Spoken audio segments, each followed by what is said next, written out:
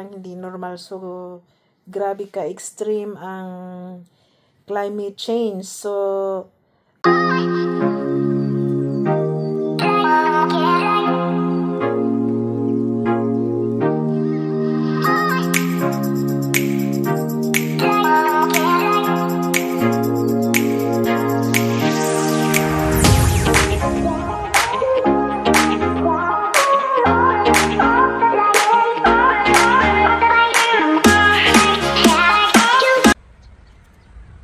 hello mga kamers!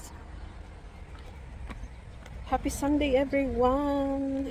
So, July 27 na. Uy, kapaspas na lang sa panahon. So, degrees 36 degrees. Feels like 40 degrees tayo today. Oh, bagong ligo ako pero pawis-pawis na. Oh. So, hindi sana ako lalabas pero no choice dahil kailangan nating mag-grocery kasi bukas Monday na naman. So, busy-busy tayo bukas. Init-init talaga ng Korea eh. Nung bago akong dating dito sa Korea, pag summer hindi ganito yung hindi ganito yung weather. Pero ngayon, grabe oh, nagsiga-siga ang mga adlaw. Nagsiga-siga ang mga adlaw.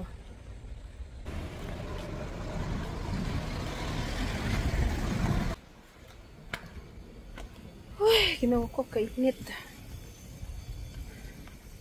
Nangatol atong face sa kainit. Ay, ang lamig. Wow. Ang lamig.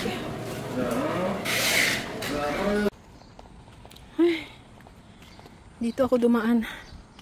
Grabe ang init. Uy. No choice talaga tayo kundi lalabas kasi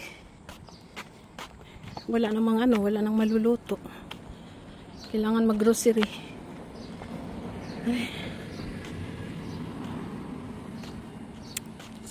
Kaya pala sabi ni Daddy Abdullah, nung doon siya sa Dubai, hindi siya lumalabas. Gabi na daw siya lumalabas para ng pagkain, kukuha ng pagkain. Ngayon nga, lang, feels like 40 degrees. Ang init-init nga eh.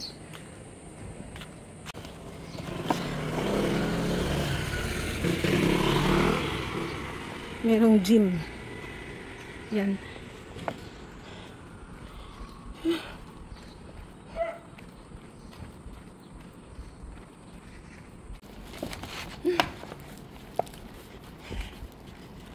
May padre kay bugnaw-bugnaw oh.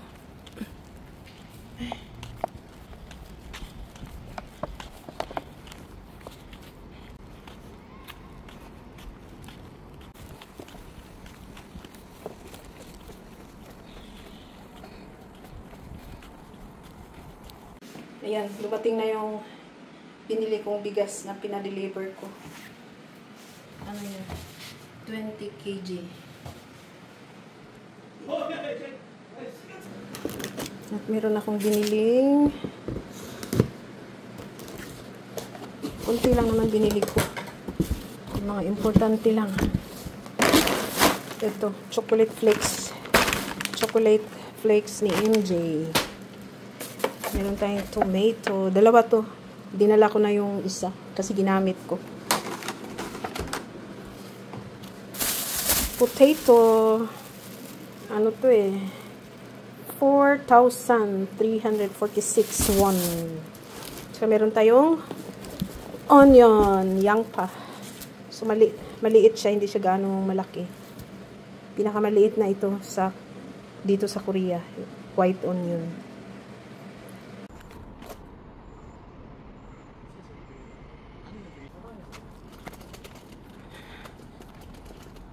Hello guys! So gabi na tayo lumapas. Mga alas 8 na ito. Mas okay lumabas ka sa gabi kasi wala na yung wala na si haring araw. Kaya lang ang init pa din talaga. Grabe ang humidity talaga sa Korea. Talagang Sana kahit ano, mahangin-hangin lang ng konti. Bibili pala ako ng juice. Kasi sobrang ano nga talaga, mainit. Sarap uminom ng ano, malamig.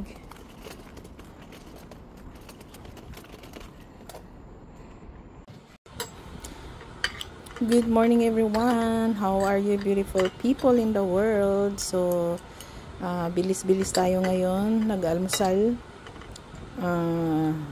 Ano lang ako, tuna ang almusal ko with peach juice kasi sobrang init na naman dito sa Korea. So ngayon pala ay naka-appointment ako sa hospital, sa Jongang University Hospital, kasi yung uncle ko mga ilang buwan nang sumasakit pag naglalakad ako, kaya kailangan ko na magpa-check up. Mabuti na yung malaman natin kung anong cause na bakit masakit siya. So, ay naku, ang init ngayon. So, tulog pa yung aking mag-ama. So, pagkatapos kong kumain, mag-prepare lang saglit, tapos alis na ako. Hindi ko na sila gigisingin. At saka ako naman dito ay hindi naka-aircon. Nag-electric fan lang ako. So, ano tayo ngayon? Beat the heat. Baba na ako. Sana pagdating ko doon may taxi, kasi mag-taxi na lang ako kaysa mag-bus. Ang init-init kasi. Good morning. It's 8:30 Monday. It's July 28. So may naghanda ng swimming pool doon.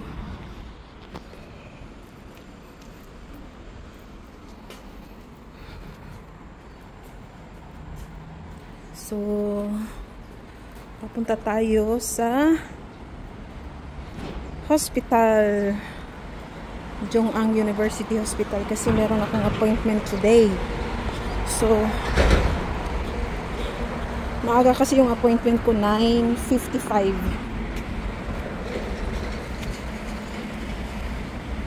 Ay, ang hirap. Grabe, kahit bagong ligo ka tapos lumabas ka sa loob or sa labas ng bahay,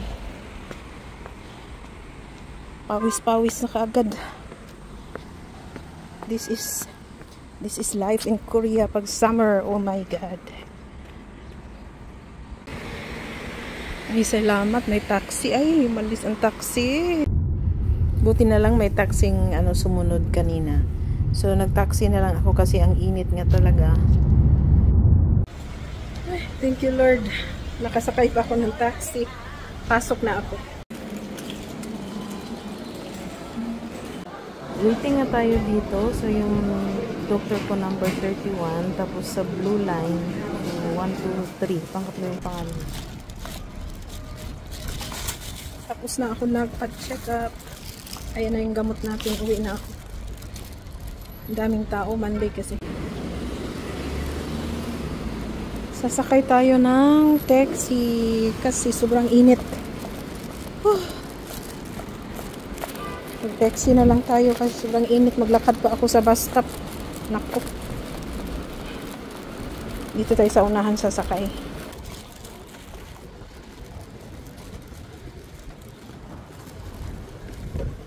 안녕하세요. 한양 목감 수장이네요.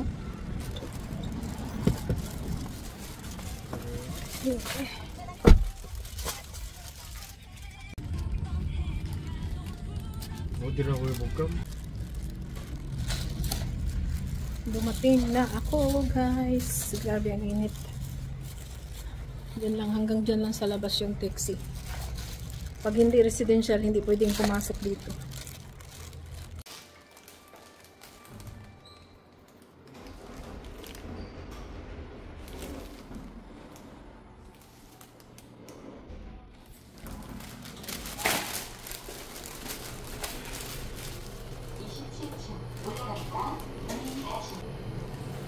Paakyat na tayo. Pahinga lang ng konti tapos diretso na ako sa sa mini warehouse. Hi guys, dito pala ako sa Derma. So, nagpa-warts virus treatment tayo. So, yan.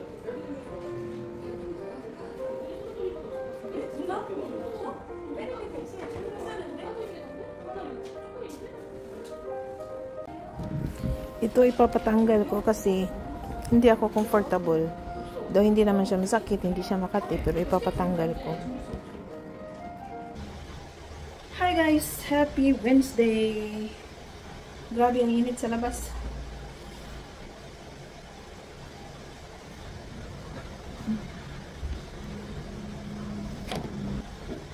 So dumaan lang kami saglit dito kasi naglinis ng konti. Tapos uwi na kami. Galing kami ng ng dermatologist namin.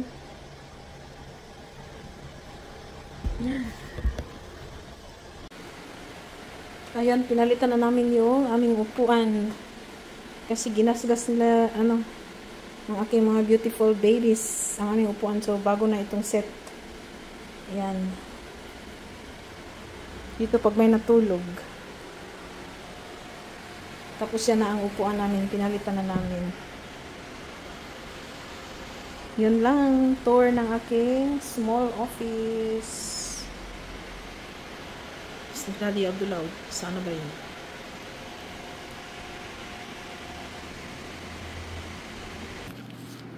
Dumating na yung in-order natin.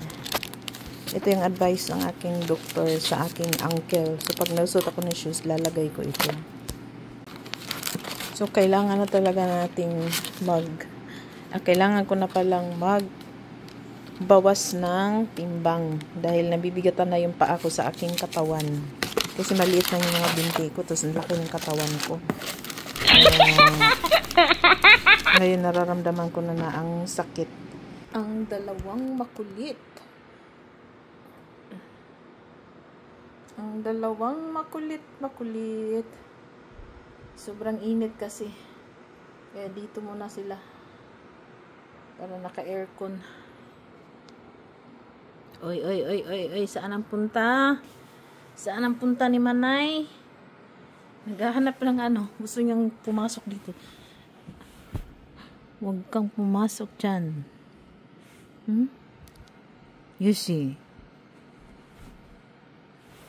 Ayun na, umakyat na. Gusto niyang pumasok sa ilalim ng kumot. Uy! Ande. Hello guys! So today is Friday. Happy Friday everyone! Happy and blessed Friday and Juma Mubarak sa lahat ng mga kapatiran sa Islam. And happy and blessed Friday all over the world. So how are you beautiful people in the world? Sana lahat tayo ay very safe, nasa mga mabuting kalagayan, good health, at happy lang. So ngayon ay Friday, so hindi ako lumabas guys kasi parang tinatamad ako today, Friday, at saka ang init. So tayo maya nasa na naman tayo, 37 degrees. So hindi po biro ang 37 degrees, feels like 40 degrees. So, mas mainit pa. Palagay ko mas mainit pa sa Pinas. May time din naman na aabot ng ganyan ka-degrees ang Pinas. Pero, yung araw-araw na ganito na 37 degrees. Parang hindi normal. So, grabe ka, extreme ang climate change. So, mga few years ago na feel ko na pag during summer, ganito talaga ang init na. Kasi nung bagong dating ako, way back 2001, hanggat siguro mga 10 years, nag-10 years ako dito sa Korea. So, pag summer, hindi naman ganito kainit. Ang mainit ay pinaka-mainit na yung 30 degrees. Kadalasan, mga nasa 28, 29 degrees, ganon. Yun, pinaka-init na yan. Nagre-reklamo na ang mga Koreans. Dahil ang init-init na yung mga lola, mga lolos, makikita mo na lang sa ilalim ng mga kahoy, nagdala ng mga pamaypay. Pero ngayon, hindi mo na kailangang pumunta ng sa ilalim ng kahoy kasi pati sa ilalim ng kahoy sobrang napakainit na. So it's better to stay home na lang kasi kagaya kung mayroong high blood. So medyo mag-ingat-ingat tayo kasi mabuti na yung mag-ingat talaga tayo. So, yun lang. So, wala tayong masyadong ganap. Actually, ang vlog ko ay padugtong-dugtong lang. So, mula nung, from Monday to Friday. Pero, at least, nag-update pa din ako. So, yun nga, yung update ko nung Monday, pumunta ako sa orthopedic doon sa University, Chong'an University Hospital. Kasi, ayoko nang pumunta ng clinic-clinic kasi matagal ang matagal yung treatment pa. Pero hindi naman siya talaga na matagal na Pero mas mabilis pag doon tayo sa University Hospital at saka saktong-sakto talaga yung yung result ng ng X-ray. Kung ano ang result ng X-ray, kumbaga sakto talaga yung binibigyan nilang medication. So, sa awa naman ng Diyos, 2 times lang akong nakatake ng gamot na ibinigay sa akin. Hindi na masakit. Okay na yung paglalakad ko. Kasi matagal-tagal ko nang tiniis to eh. Last year, parang sumakit din siya, tapos pumunta ako sa clinic, tapos nawala, ganyan. So, mga after how many months naman, bumalik naman, ganyan. So, same story. Tapos ngayon, this year, ayun, sumakit na naman siya, parang, nagtaka ako bakit ang sakit. Pag nakaupo ako sa sasakyan, pagbaba ko, sobrang ang sakit. So, kung hindi ako, hindi ako hahawak sa sasakyan, parang, nasa point na madadapa ako dahil sobrang sakit talaga iapak. So kaya I decided to go na lang sa talaga yung University Hospital talaga. So okay lang naman. Okay na yung result. At saka nung Wednesday, pumunta rin kami ni Daddy Abdullah sa Pumunta kami sa derma din kasi si Daddy Abdullah may pinatanggal na na warts sa gilid ng kanyang body, sa ilalim ng kilikili. Tapos ako naman, kasi magkasabay kami, meron din akong warts sa sa talampakan. Actually, medyo matagal-tagal na to. So, medyo naiistorbo din ako, kaya pinatanggal ko na din. Pinatpatreat ko na. So, yun. At saka meron din akong, parang, parang marble. Yung Julin ba? Mas malaki pala, hindi. Mais, parang mais yung yung isang mais pa, na bukol siya, kaya hindi rin ako comfortable, kaya pinatanggal ko na din. So, hindi pa natanggal yung stitching. Ang stitching niya ay pakita ko sa inyo. Ganyan. So, yan. So, babalik ko daw yan bukas. Na siya, Makati. Ano pa ito? Pang 2 days ngayon. Oh, Wednesday, Thursday, Friday, 2 days nga. Kasama yung Wednesday, 3 days. So, yan. Makati-kati siya. So, hope matatanggal na yan sa tanggalin na yung tahi. So, yun lang muna ang update natin kasi ito nga, yung panahon dito sa Korea, sobrang napakainit. At tignan yung dalawa, napakasarap ng buhay. Kasi yung beranda namin, naka-open lang yan para papasok doon yung lamig. Kasi double glass din naman yung lock ng beranda. Pero pag nandito ako, dito rin sila eh. Mas malamig kasi dito kaysa doon. Pero yung ma-feel mo doon na hindi malamig ba, pero hindi siya ganun ka lamig talaga. So, hindi mo lang ma-feel na may init pala ganun. So, yun lang. So, happy and blessed Friday again. So, and happy weekend na din. Kasi Sabado na naman, ang bilis ng panahon, So, I hope, and thank you pala sa mga bagong nag-subscribe, bagong pumasok sa ating channel. Welcome po kayong lahat sa aking channel. At sana ay magustuhan nyo ang aking mga vlogs. Though ang aking mga vlogs ay, as of now, ay daily life routine lang. Pero I'm sure, siguro mga next month, magbabago na ang vlog natin. So, yun ang aabangan nyo. So, thank you sa mga old subscribers, mga new subscribers, mga loyal supporters dyan, sa ating mga friends na super loyal sa pag-support sa ating channel. Maraming salamat sa inyong lahat. At sa mga hindi pa nakapag-subscribe, so please do subscribe, like, and share.